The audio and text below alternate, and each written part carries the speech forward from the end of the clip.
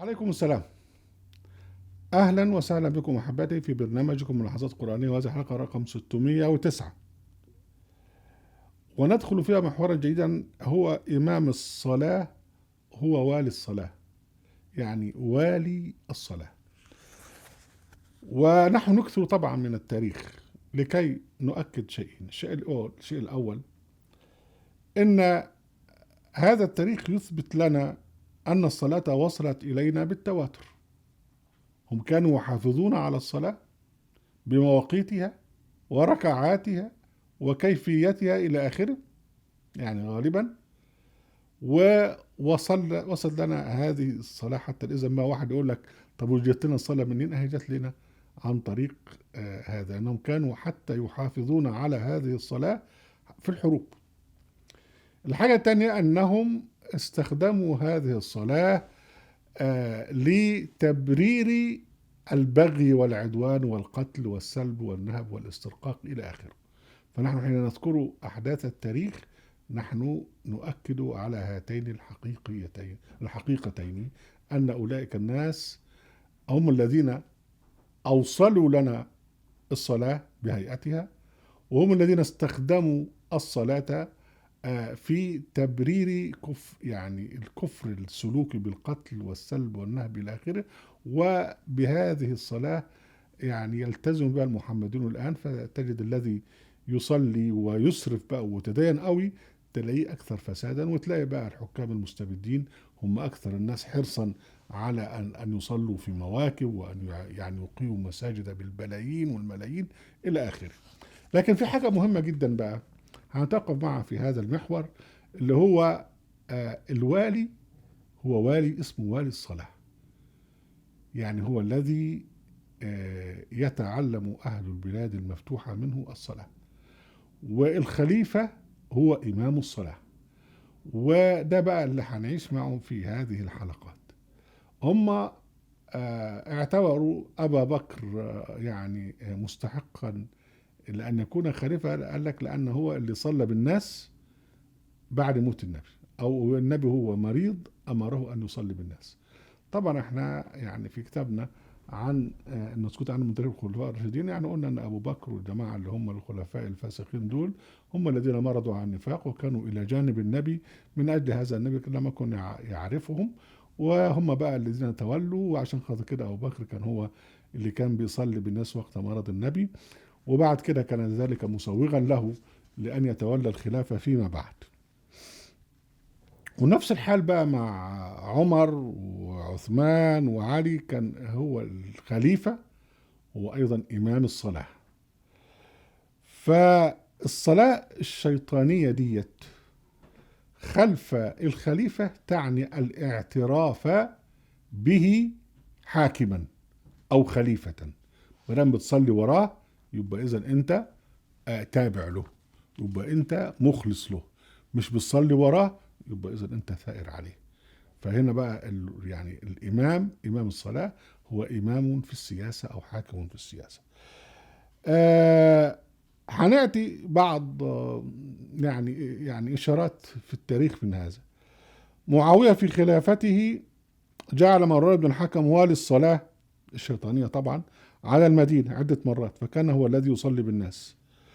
وطبق سياسة معاوية في لعن علي بن أبي طالب في صلاة الجمعة.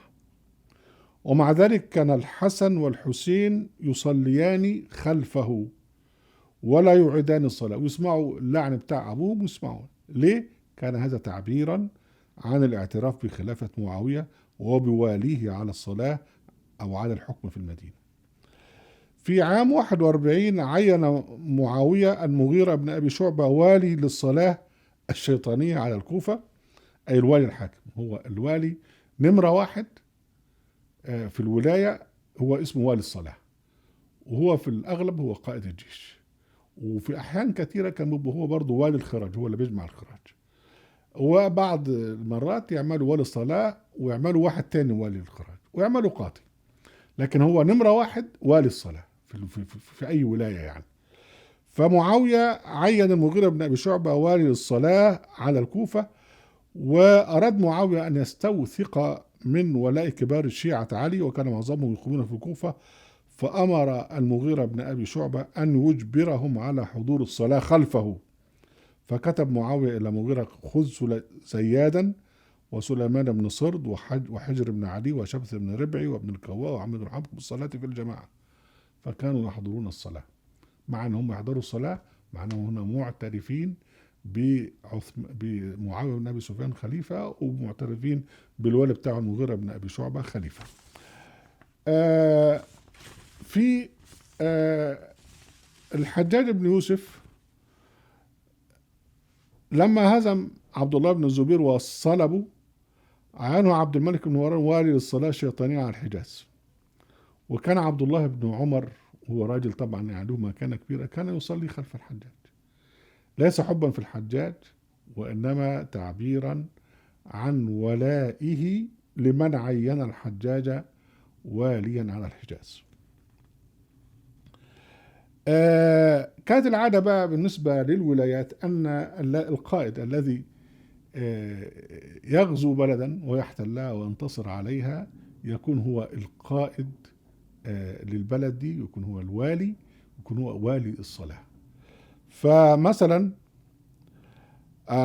عمر بن الخطاب عين سعد بن أبي وقاص واليا للصلاة على ما افتتحه بعد نصره في موقعة القادسية، وهزم الجماعة الفرس، فتح بلد، قال لك اللي انت فتحته انت والي للصلاة على هذا البلد. وعمر عين عمرو بن العاص واليا على مصر، والي للصلاة على مصر بعد ان افتتح مصر.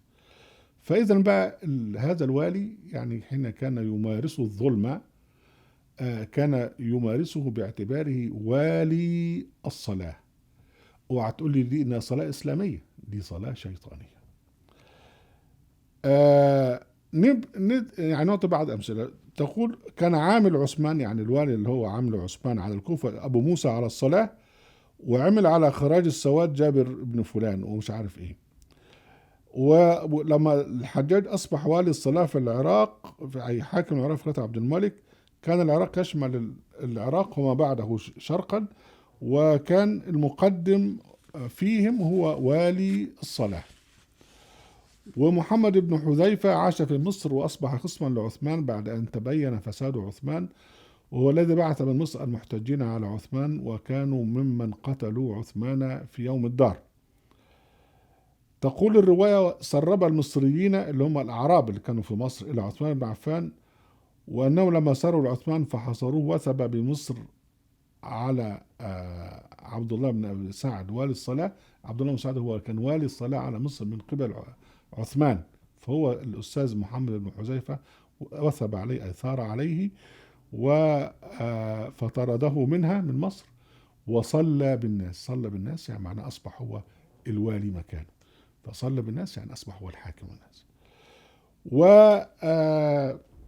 رواية بقى مشهورة لما عائشة والزبير وطلحة خرجوا لحرب علي واتجهوا إلى البصرة، لحقهم مروان بن الحكم. تقول الرواية: وأذن مروان حين فصل من مكة، ثم جاء حتى وقف عليهما فقال: أيكما أسلم بالإمرة وأؤذن بالصلاة؟ مين منكم بيتكلم؟ طبعا طلحة، الأستاذ طلحة بن عبيد الله، وبيتكلم الأستاذ الزبير ابن العوام. قال لهم بقى: أنا هأذن بالصلاة، مين منكم بقى اللي هيكون هو الأمير وهو اللي هيصلي بينا؟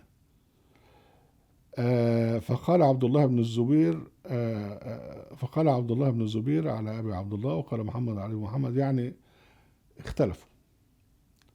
فعائشة بقى خافت، قالت له: أنت جاي بقى تفسد بينا؟ قال: ما لك، أتريد أن تفرق أمرنا؟ لا، ليصلي ابن أختي، يعني خلي عبد الله بن الزبير اللي يصلي.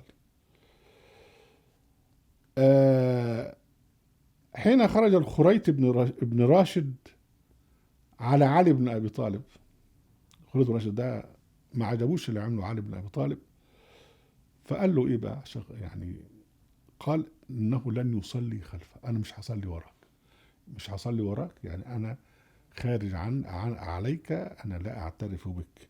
تقول الروايه: فجاء الى علي في 30 راكبا، اللي هو راشد الخريت بن راشد، فجاء الى علي في 30 راكبا من اصحابه فقال له: والله يا علي لا اطيع امرك ولا اصلي خلفك.